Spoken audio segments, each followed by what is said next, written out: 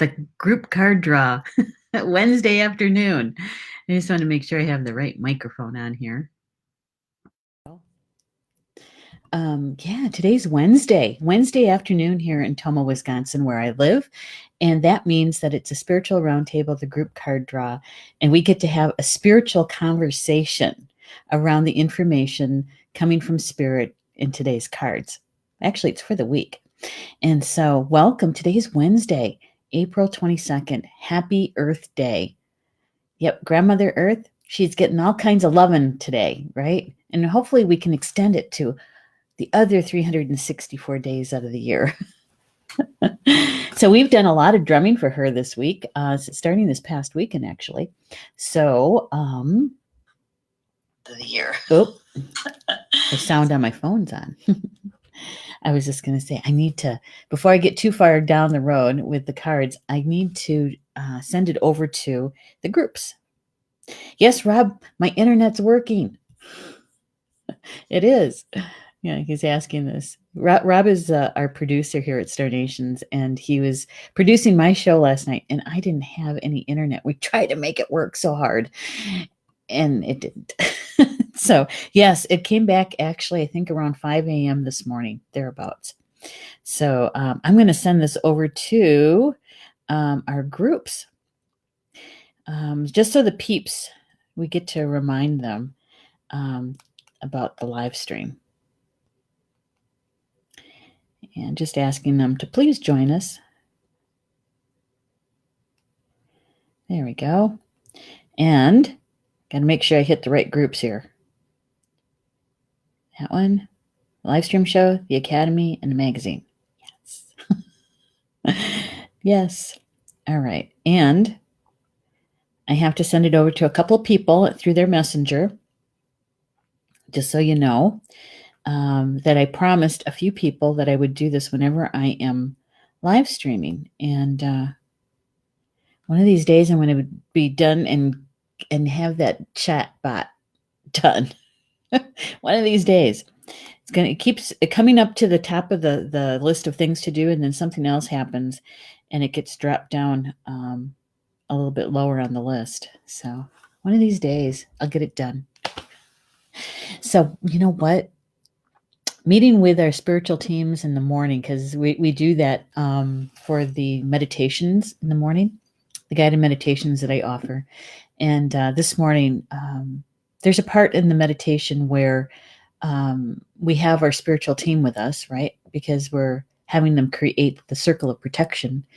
And we have a moment with them. So, I offer a quiet moment for all of us to ask our spiritual teams for help, right? For whatever is happening in our day. And today, mine was, please help me with the card draw information for this particular show.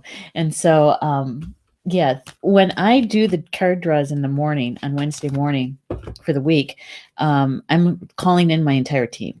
Please show me the information, the energy that's meant for us to know about for our highest good, and that can help us with our soul growth, right? And also for our soul contracts here. So this is the cards that we're still using. The Sacred Spirit Reading Cards by Anna Stark. Right? She's from Australia. So her information comes through that lens. And the illustrator, who is Lewis Dyer, is also from there. And so we get kind of another perspective about the energy coming from that part of the world, right? Yeah. So one of the things I wanted to ask you, if you could send the live stream to a friend or to a family member or to your news feed to help us get the word out, because we want to be out there in Facebook land, as Polly Joe would call it, right? Yeah. And so let's see who's here. Let's see. We know Rob's here. So much for conspiracy theories. Hey, really? Actually, I was kind of looking forward to 3 days without that, my first chance to have downtime, because I know I could take it myself. I know I could step away from the computer and my phone and my iPad and all of that and take a few days off. I know I could do that. But I also know that I have a whole corporation that we're running and that I have to be plugged in somehow. And so those 3 days off would have been kind of a forced retreat, right? And so, hey, Marie's here too. Marie says, Happy Wednesday. Happy Wednesday to you too. And Deborah's here too.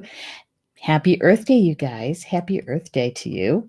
And so today we need to finish up just a little bit early too, because we have another show right behind this show.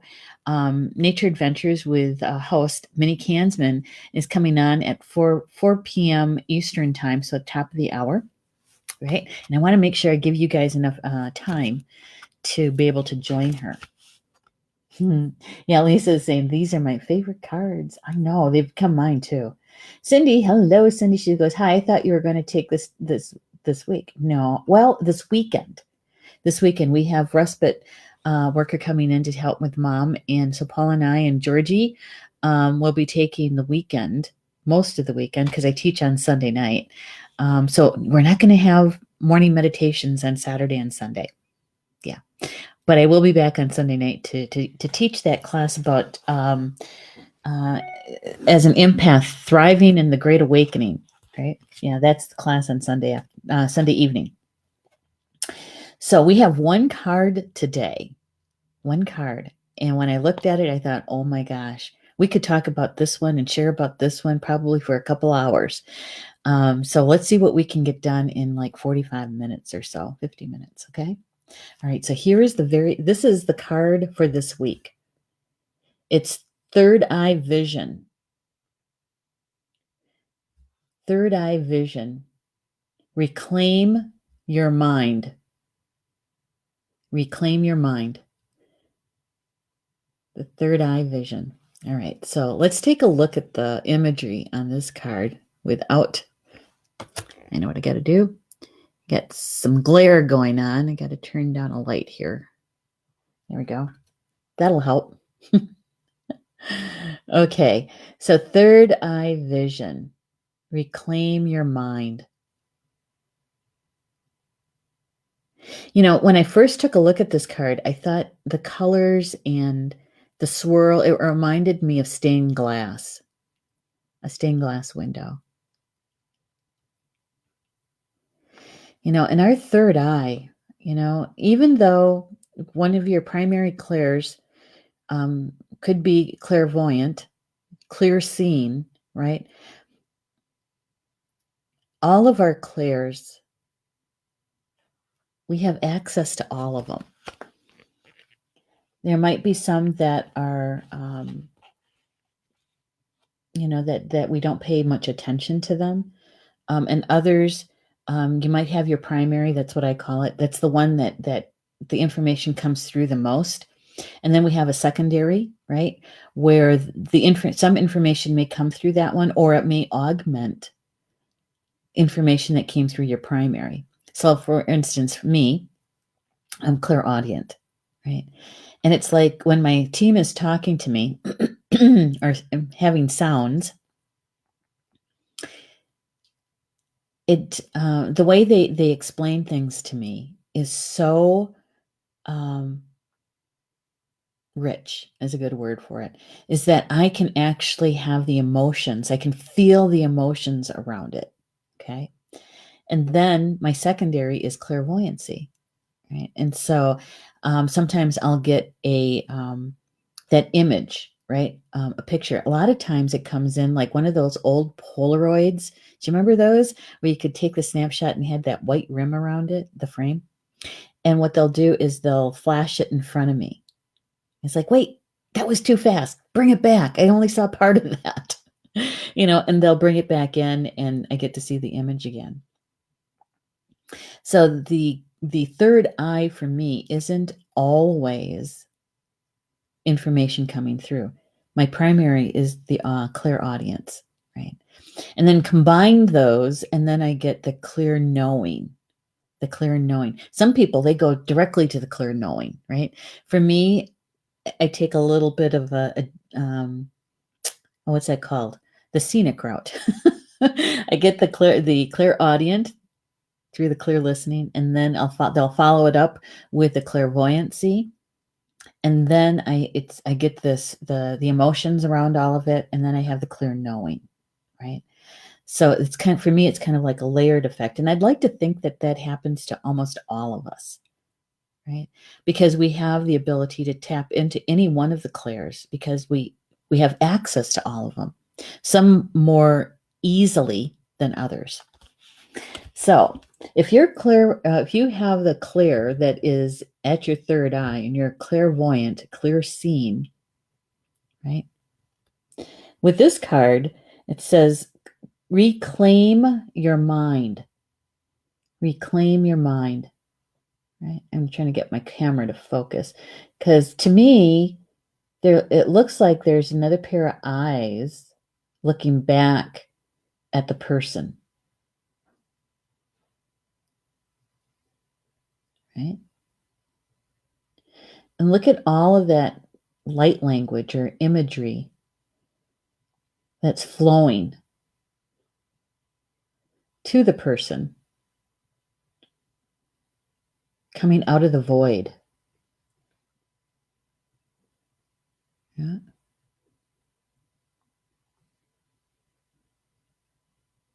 So much imagery.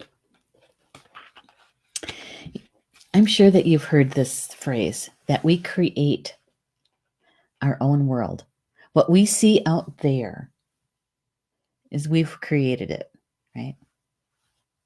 And I know some people would think, I would never create something like that. But whatever is going on the inside of us is being projected out here for us, right? And so how many of those people that are clairvoyant, when they see the imagery, some people say, friends of mine, say it's to them, it's like having a bank of television screens. And that there's a certain screen that will light up more than the others. And so they're drawn to that one, right? Yeah. And others say that it's like a movie, watching the movie reel, right? As the images go by. So everybody has their own unique way of bringing information in through the third eye. There's also belief that you have to wake up your third eye, that you have to turn it on, right? I don't happen to believe that. Some people do, and and that's fine. I believe that it's a gift that we already came in with. And so maybe it has more to do with remembering how to use it, honing our skill with it, right? Sometimes it's stepping past the fear of it, depending on what your beliefs are. Yeah. And here's this. So many people, and I know some of them, have tried in the past really, really, really hard to make the third eye, their clairvoyancy, their primary clear, and worked really hard at it, and but never really fully trusting it, right? Because they had to work so hard at it. Whereas, and we've had this discussion, so it's nothing I'm telling out of school, so to speak, is that if they would have just gone with their primary one that they came in with, it would have been so much easier, right? So when we've had that discussion, it's we kind of dance around the edges of this, right? And that is sometimes because clairvoyancy has a reputation attached to it, right? That if you're clairvoyant, you're really, really psychic, right? Because you can see dead people. You can see the future. You can see. And so everybody wants that, right? When the rest of us, if we tap into and use our our primary clairs, we can do the same thing. It's just that we might not be seeing an image, right? Yeah. So some of it, I think, is attached to the ego. Some of it. And some of it comes right out of Hollywood, doesn't it? Yeah. All right. So the author attaches this to this card, the third eye vision. Liberate your vulnerability. Reclaim your mind. Right? It's a very interesting image, don't you think? And it almost looks like a question mark, doesn't it?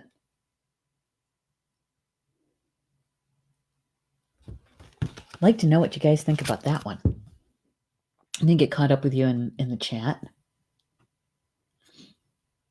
And let's see. And Rob is saying, I am making whole wheat wild blueberry pancakes. Oh my God. Got to share. You can't just write about it. You have to share. So where's the picture? You're going to have to post a picture at least. Hey, Mark, good to have you here. Welcome to the Spiritual Roundtable, where we're going to have a spiritual conversation.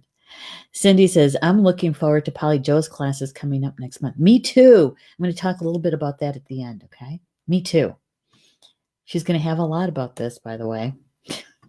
Kimberly's here too. Happy Earth Day to you too, lady. Over there across the pond. Rob says, reclaim your mind. You I will follow, paraphrasing an old funk song. Okay. While he's making pancakes. Mark says, nothing works for me. When you say nothing, do you mean the clairvoyancy or no clairs at all?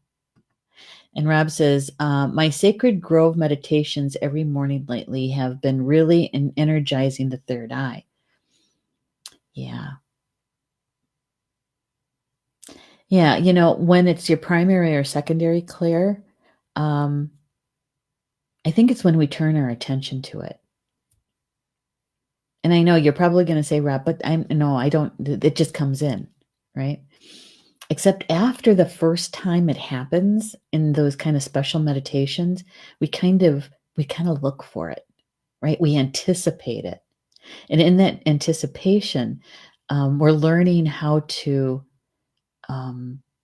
access information through that portal, through that filter, right? And so in some ways, it might be subconscious or even unconscious that we're anticipating the information to come from that direction, which is great because then that means that you're actually getting used to it and working with it. Mark says, my third eye was purple energy activated from frequency music on YouTube. Oh, all right. Were you led there? Was that your higher self? Because you got to be careful with those. You have to make sure that you're discerning that energy is good energy and is meant for your highest good, right? Let us know. How did you get led to there? Because that path is always interesting to me. Rob says, can't post pics in a live stream. No, but you can post it either in the group. Yeah, you could do it there. We'd follow you there, Rob. Psychically. Okay. Marie says, Julie pulled a card from me the other day saying the same thing about adding need to clear the cords in my head that attaching me to the past. Okay. Did you ask your team about that? Because there's lots of different meanings to that one too. Past life stuff. Could be present life stuff. Those energy cords that are attached to certain people in your life right now. And really, it's reclaiming your mind and getting anything and everybody else out of it that doesn't need to be there, right? Yeah. Mark is saying, kind of blame my guide being so poor. Clairvoyance. Okay, we'll talk a little bit about that. Hopefully you'll get a little nugget once we start talking about the cards some more, okay? Rob says, very little third eye vision list shamanic journeys count. Yes, they do count. Yes, they do count. Lisa says, when I went deep into my heart, I was seen in 3D and astral travel next. It was deep emotional experience. Well, good. Good. And the thing is that you stepped into it rather than stepping away from it, right? Because with that much activity, there's some people that would go into a fear or flight or fight, kind of way. So you step toward it. That's good.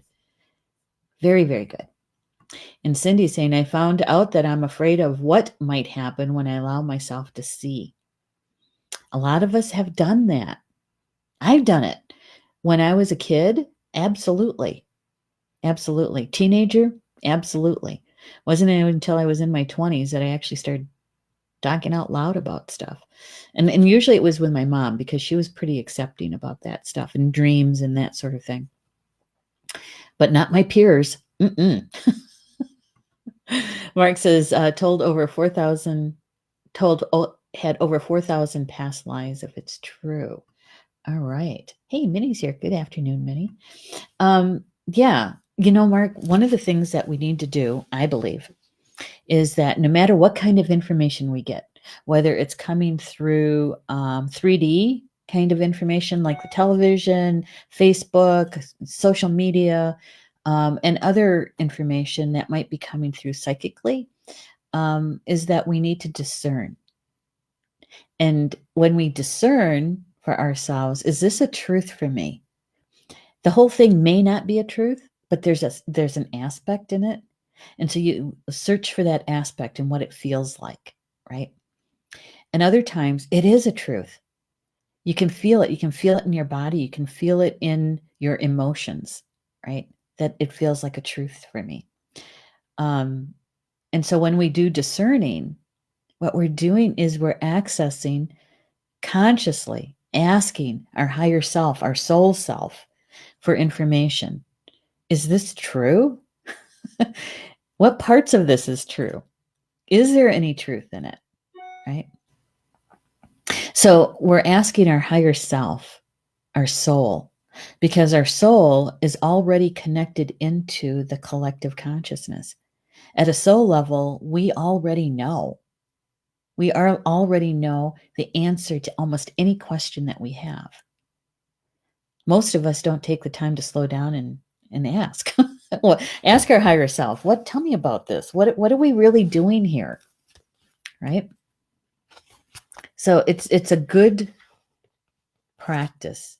It's a good thing to keep doing. It's a good habit to get into, is to discern. Is like, okay, is there a truth here? What does it feel like? And if it's not, then you know what it feels like and you can go in the opposite direction, right? Or you can say, no, thank you. I prefer not to. And that's when you're working with boundaries, right? So they're all interconnected. Okay, let's see what the author has to say about this, okay?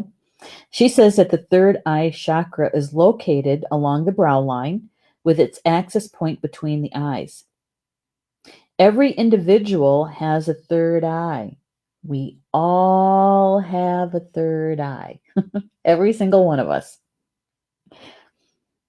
But we can all choose to open it. In ancient times and across different cultures, the third eye was an asset. The ancient Egyptians, Greeks, and Hindus all viewed the third eye and the pineal gland as a gateway to the heavens, expanding consciousness and higher wisdom, known in Sanskrit as the ajna. Its meaning is command and perceiving. The ajna, the third eye, is in a multi-dimensional doorway and allows individuals glimpses into different realms, as well as remote viewing, distant healing, visionary experiences, and energetic practices. I'm going to stop there just for a moment. I want to ask you a question. So how many out there that's in the live chat right now, and also if you're watching the recorded version, you can answer this too, is that how many people feel that they have done remote viewing? have done distant healing, have done shamanic travel, journeys, right? And out of that, do you realize that you're actually utilizing your third eye? Have you put those two things together to come up with, this is how I receive information. This is how I retrieve information, right? It'd be interesting to see. So if you could let me know, okay, if you are one of those energy workers, one of those light workers, an individual who knows about their third eye, do you do remote viewing? Have you done long distance or distance healing? Right? And have you connected the dots that you're using your third eye in those? Shamanic journey. Yeah. It's going to be interesting.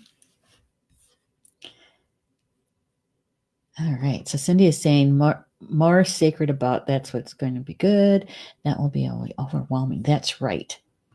Mark says all lives, same time, all dimensions. Absolutely. That's when you can see spherically because it's all happening right now. Hello, Rochelle. Happy Earth Day to you too. Minnie is saying yes to all three and the connection to her third eye. Only because she's one of my sisters. I know her quite well. Rob says remote viewing, no distance healing, all the time, shamanic journey. So yes, good one. Mark, come to think of it, few then. I think you need to finish that. Done it without knowing. See, that's where I was going with that, Mark. Thank you for sharing that. Sandra says yes on all of it. Good for you. Yay. Kimberly says yes, distant healing. Absolutely. And Lisa is saying yes, but never knew it was connected. See, that's exactly where I was going with that, Lisa. So you can connect some dots today. About SSP last. SSP. I don't know what SSP is. About last year. Tell me what SSP is. What does that stand for, Mark? Okay. And then we'll jump back to it, okay? All right. So now that you have this realization that when you're doing remote viewing, distant healing, shamanic journey work, that you are using your third eye chakra, right? It's good. It's good. It's really big energy to do that, to make that connection. That means that you can remember even more in how to use it, how to bring information in, right? And how to take care of it, because there's some self-care that goes with it, right? Okay. So here, it says that the multidimensional doorway allows individuals glimpses, right? So using the third eye vision requires careful practice. So this means that you have to be discerning of where you're learning, who's teaching you. You have to be careful. I'm not saying to be afraid. What I'm saying is to step into your power, to be empowered, right? To ask those questions of a new teacher, even of an old teacher, right? It's taking responsibility for your gifts. Rather than being led, or rather than being a follower, right? And just blindly following somebody, is to actually ask questions, right? Discern. If you're a clairvoyant, if it's a primary clear of yours or a secondary clear of yours, is to be really aware of who's teaching you what and when. And if they're not talking about boundaries or protecting yourself or grounding, yeah, you want to ask them, why are we not doing that? Or find a different teacher, right? Okay. So the thing is that this is what the author says. Okay, she says that when we're not discerning and we're allowing imbalanced frequencies in, that this can leave us with emotional disturbances, such as nightmares, insomnia, a negative outlook on life, mysterious physical aches and pains, right? When we're not putting those boundaries up, when we don't have our protection up, when we're not asking our spiritual team to assist us, right? They'll always go there with you. If you're journeying, they'll always be there with you. But unless you ask them for help, they can't really help us. Now, if you're in danger, they can step in. But if it's a matter of learning, if your life is in danger, they'll step in. They'll say, do you really want to do that? There's some consequences to this one, right? And they'll show you the consequences, and you still have a choice. But we really do need to turn to our spiritual team, to our higher self. Okay? All right. So currently, you may be feeling forgetful, moody, extremely sensitive to smells, light, and taste. Visual stimulation is overpowering. Now is the time to reclaim your mind. Satisfy your needs first instead of people pleasing. Okay, so we have to put this in context with what we're all experiencing on a global level when it comes to the isolation, the staying in place, right? COVID-19 and all of that brought about is that when we're given information on all levels, right, is to do that double check, is to discern, what is this? Because let me tell you, there is already enough information out there that can lead you in a different direction, down the rabbit hole, right? And some of that is needed for our soul growth, but you really have to know, is this for my highest good, right? And with discerning of the information that's coming in, right? We were kind of teasing about that at the beginning, about the 3 days without internet. It's one of those, and some people call it conspiracy theory. I happen to believe that there's some truth to that. Is the whole thing truthful? Not for me, but there's aspects in it that's truthful. That's what I discerned for myself. And so, we all have to take a look at that. And don't do it just because, or believe something because a good friend does, right?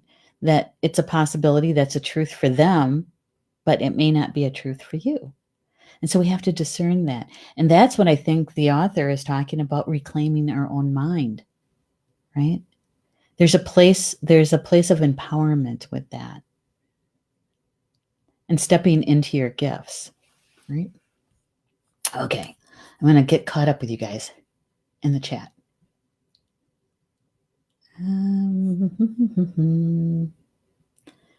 Let's scroll. Here we go. Rob is saying distant healing is all feel, claircognizant, and sometimes smell. Okay.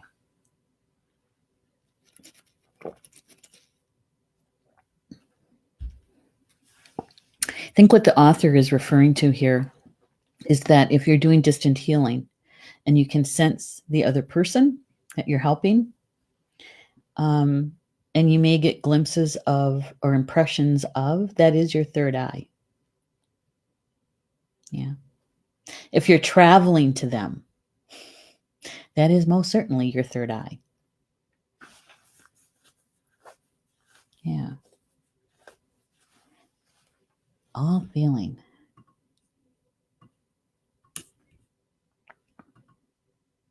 What's purple energy? Oh, I don't know. That's really a good question, Mark. Purple energy. See, the color purple has lots of meanings to it, okay? Because it could be your third eye, right? Could be. Could be your it could be your throat chakra. Because that color blue, isn't that purple? Yeah. Purple. And there's different shades of purple too, right? And so, and purple, there's a reason why certain groups of people use the color purple and the royal blue. And some of them, that gets handed down from generation to generation.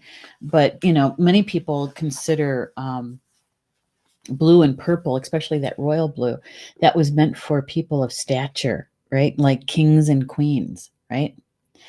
Now, if you can step beyond the ego kind of stuff where it comes to kingdoms and queendoms and that sort of thing, is that there's a belief that those type of individuals received their job, if you will, their position came directly from the creator, from God. That's why they wore the crown at their crown chakra. Right? So the color purple could have lots of meanings embedded. It depends on what you believe. Right? And sometimes, especially with Christians, they'll also have the color purple that goes along with Christ. So you see how we have to kind of take in, what does this mean for me? And is there a truth in it for me? Right? Yeah. Because when you see the swirling colors, you are clairvoyant. When you see those swirling colors, when your eyes are clear, you're not seeing them with your physical eyes. That's not where we're seeing. We're seeing from our third eye. Right. So when we see those colors with our third eye, we're discerning the frequency of that information. And combine it, if you're an empath, combine it with your feelings, and you have a whole new way of information, of communicating. So I wish I could tell you exactly what it means, Mark, but I can't. Because there's so many variables and so many things that it means for you, right? So you have to ask your question, what am I feeling when I see purple? And you have to be honest with yourself, right? So what emotion comes through when you see the color purple? That's a good question. That came from my guides. They want to know. Maria says, yes, I've heard it's going astral, distant healing, yes, but never put it with the third eye. Yeah, I know. A lot of people don't. And heart too. Yeah. Yep. Okay. Good. Good one, Mark. Rob says, yes, I accept that blindly. Mm-hmm. Martina's here. No, you didn't. It's live. You're here with us. And Rob is saying it was from QAnon. Predicting the outage at this time of overload is really casting a mark. Yeah, it is. It is. But the thing is that I question when somebody actually puts out a specific date, because there's so many things that could change, because we're human and we have free will. One person could make a different choice and it's going to change the flow of the energy in a certain direction. So, I'd rather see it be, in a certain time of year, like spring, summer, winter, fall, something like that, because there's just too many things that could change. Hey, Jocelyn. Oh, you're never late. You came right on time. And Martina is saying, I just had to cut cords with a friend. Me doing an empath was working. She has something going on, but I need to heal me first. Yeah, those are the boundary things. Truly, Martina, that's a boundary thing. We do need boundaries, even with those people that we love, right? And it's better to set a boundary out of love than fear. To come at it from a place of your center, right? Rather than a fear.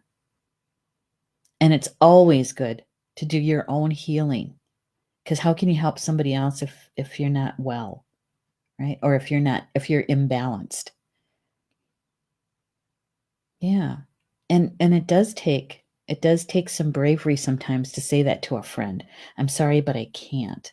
I had to say that to Rob last night. As much as I wanted to sit and talk with him about some things that he wanted to share with me out of a meditation, I really want to hear it. But last night was not was not a good time for me because of all the internet outages and everything that happened in a very short period of time, a small window, right?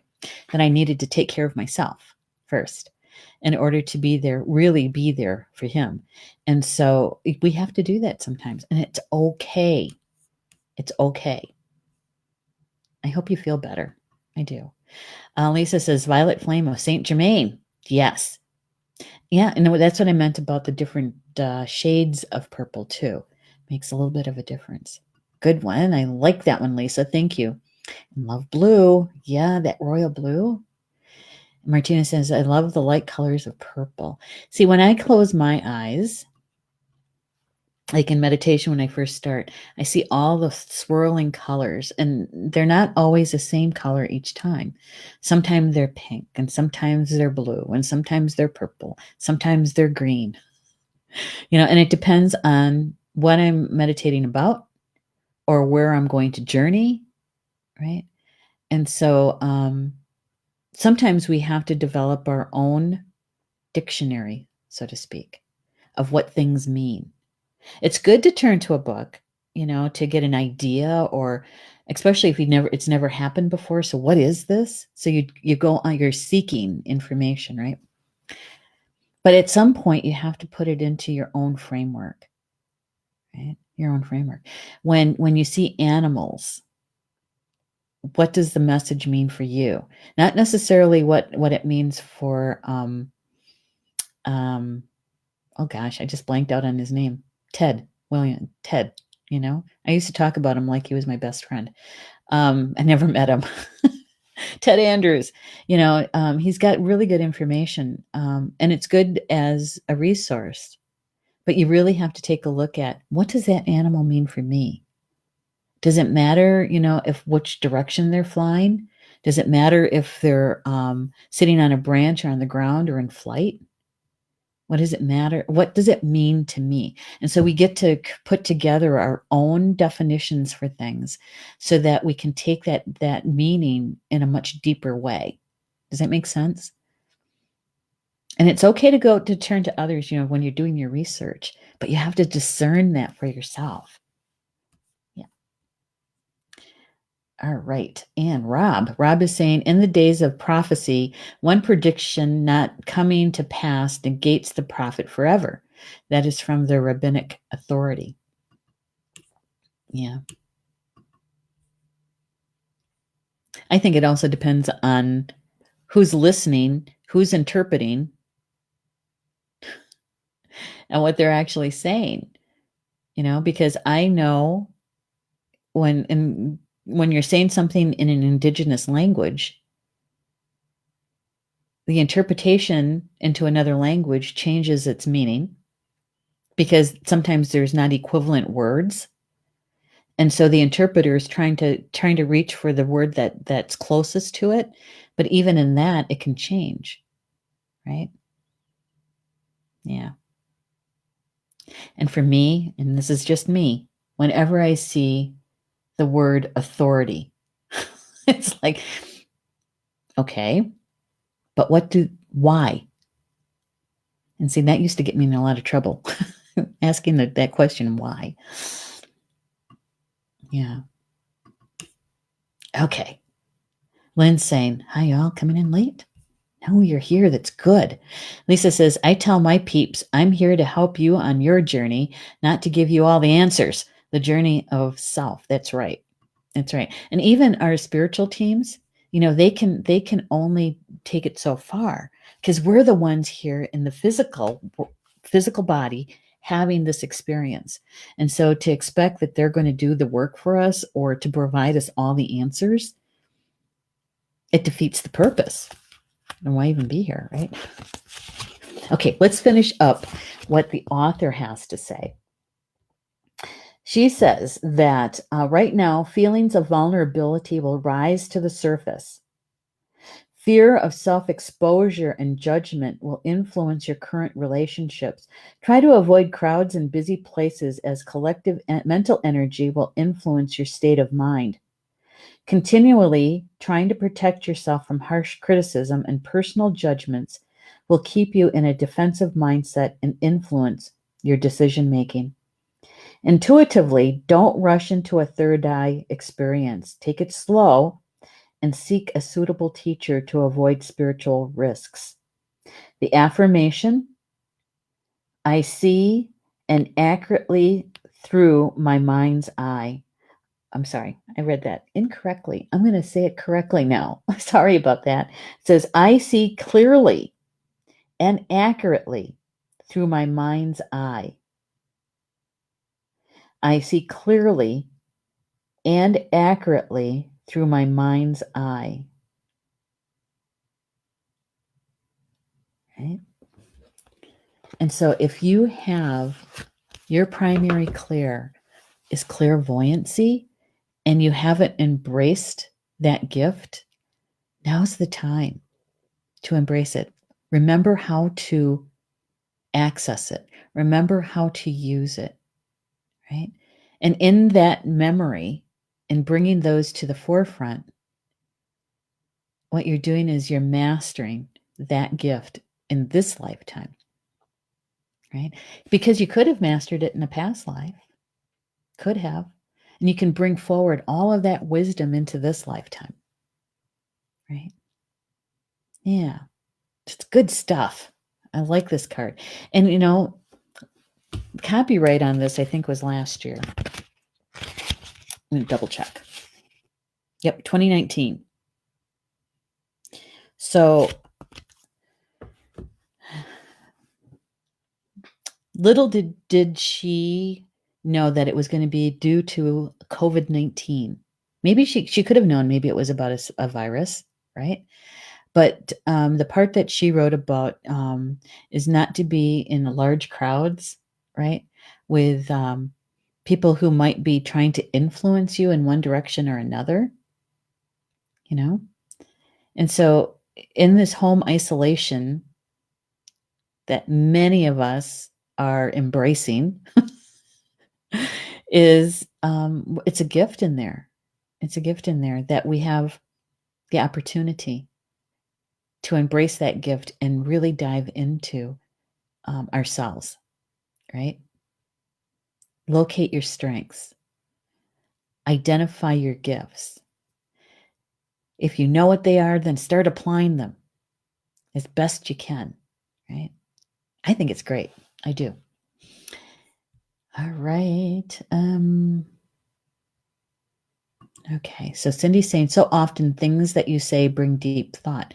Well, that's good because it's coming from my team primarily. It's when I start getting bossy, it's coming from them. Rob is saying, it's mostly about why someone is prophesizing. What are they looking to gain? It's also a caveat to listeners as well as prophets. That's the spirit of the rule. Oh, okay. There's that rule thing again. Rob says, right or wrong, everyone's going nuts. Well, maybe we're just adjusting and being who we were really meant to be, right? Wouldn't that be something? Well, I'm looking at the time. We have Mini Kansman with Nature Adventures just around the corner, just moments away. And I want to make sure I give you guys time enough to join her. She's going to be sharing about Mother Earth and Earth Day today. So that's going to be really exciting because, one of her many gifts is her connection to the earth and how she connects to the nature spirits. And so traveling with her, literally, because she owns a travel company too, is so much fun because we do such fun things for nature and with nature. So I do want to mention a couple things to you before I let you go, though. Okay, is just as a reminder, we have another class coming up, and actually this is tomorrow night, April 23rd. multidimensional manifesting in your inner child with Polly Jo LeBay. Did you know that your inner child holds the magic wand to your manifesting? Did you know that? It's going to be fascinating information. You can still register if you want to join us. Her class starts at 8 p.m. Eastern Time, and it's right after her weekly evening show with chakra sessions. So, and we're going to be coming to you via Zoom.